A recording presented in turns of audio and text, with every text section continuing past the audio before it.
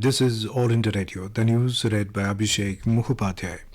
Bombay High Court today upheld the constitutional validity of an amended section of the Indian Penal Code (IPC) under which repeat offenders in rape cases can be awarded life imprisonment or death penalty.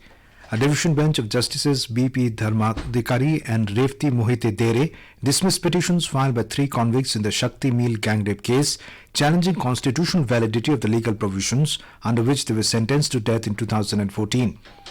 Under amendment to Section 376E of the IPC, repeat offenders in rape cases faced life imprisonment or a death penalty. The amendment was made after the Nirbhaya incident in Delhi in 2012.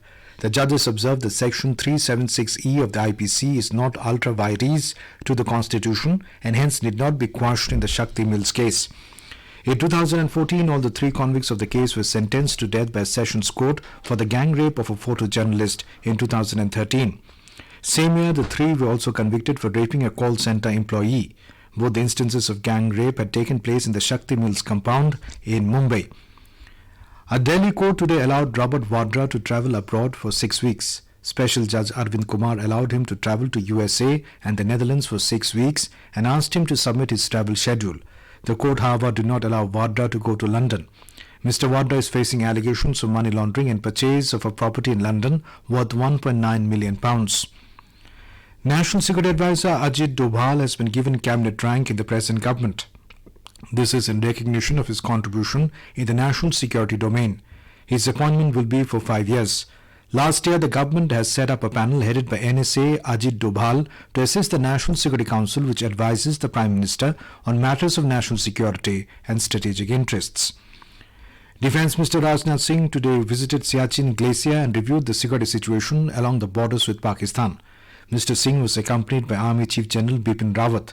He also interacted with the soldiers and officers to know about the issues faced by them. The Defence Minister was also given presentations on the functioning of the 14 and 15 Corps, including the Army's overall preparedness. The Army's 14 Corps guards the line of actual control with China as well as a line of control with Pakistan. The Srinagar-based 15 Corps is mainly tasked with carrying out anti-terror operations in the Kashmir Valley. The Siachen Glacier in the Karakoram range is known as the highest militarized zone in the world, where the soldiers have to battle frostbite and high winds. Union Health Minister Dr. Harshvardhan today said he will write to the Chief Ministers of those 5 states where Ayushman Bharat, Pradhan Mantri Jan Arogya Yojana ABPMJAY has so far been not implemented. Talking to reporters in New Delhi after assuming charge as Health Minister, Dr. Vardhan said Telangana, Andhra Pradesh, West Bengal, Odisha and Delhi have not implemented the scheme. The scheme provides 5 lakh rupees medical cover per family of vulnerable sections annually for treatment. He said he will try to convince the chief ministers to implement the scheme in the interest of the people. He said so far 27 lakh people have availed the benefits of the scheme. Smriti Irani took charge as the Minister of Women and Child Development and Ravi Shankar Prasad took the charge as the Minister of Law and Justice. Later talking to media, Mr. Prasad said, with the help of synergy of technology with legal procedure, his ministry will try to make legal access more effective. Arjun Munda assumed the charge as Tribal Affairs Minister and Renuka Singh took charge as MOS in the Tribal Affairs Ministry. Rao Inderjit Singh also took charge as the Union Minister of State Independent Charge for Planning at Niti Aayog in New Delhi. In the ICC World Cup cricket, England is facing Pakistan at Nottingham. England won the toss and chose to field. England had defeated South Africa by 104 runs at the Oval in London on Thursday, while West Indies had defeated Pakistan by 7 wickets at Nottingham the next day in the opening game.